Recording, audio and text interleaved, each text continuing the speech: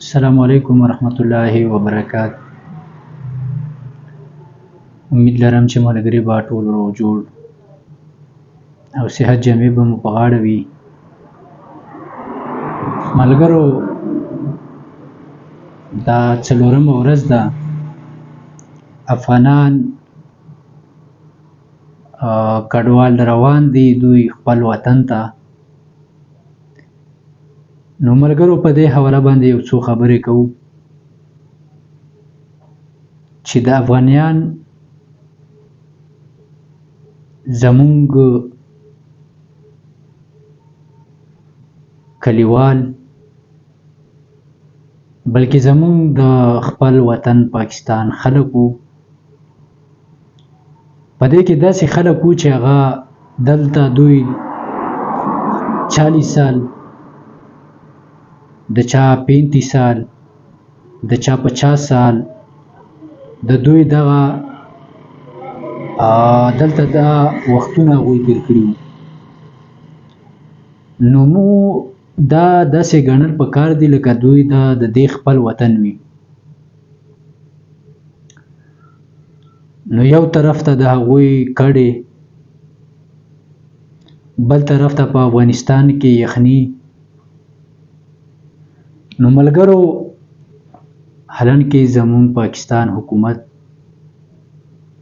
ظلم په دې کړی دی چې کله افغانستان مشرانو دا اعلان وکړو چې افغانان څومره مهاجر دي پاکستان کې نورو ملکونو کې،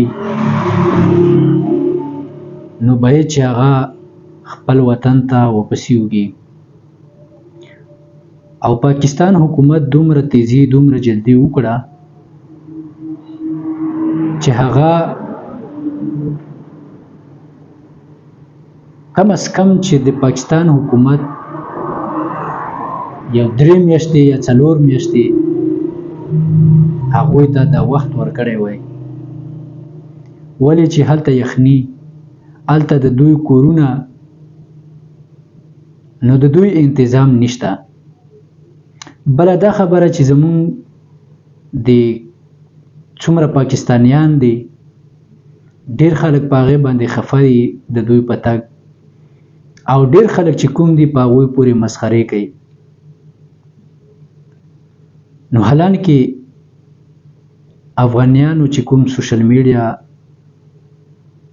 ورکر دي هغوی یو قسم ته کنځلې، یو قسم ته بدرت پاکستان پورې ویل. نو د کومو خلکو چې دا بد رد ویل هم،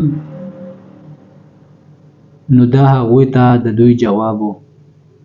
نو ملګرو، خبره مقصد مې دا و چې افغانیان خو هسې هم لاړل، خو برای کرم زمونږ چې د لنډې کوتل کوم خلک دي، همدارنګې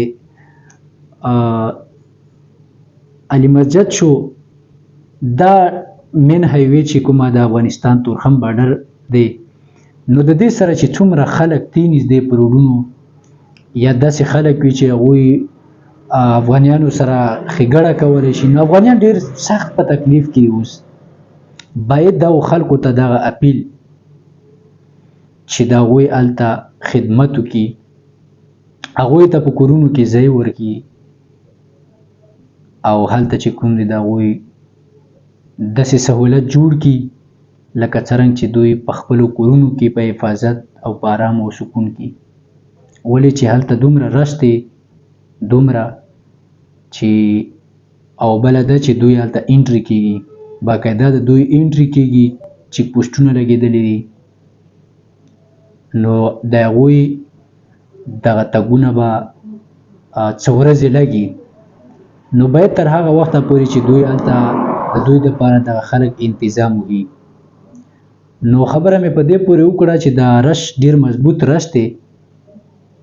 نو دا ویډیو به هم تاسو کتلی شو، ویډیو به تاسو ته زه په سکرین شو کړم، او دغه خبرې چې کوم دی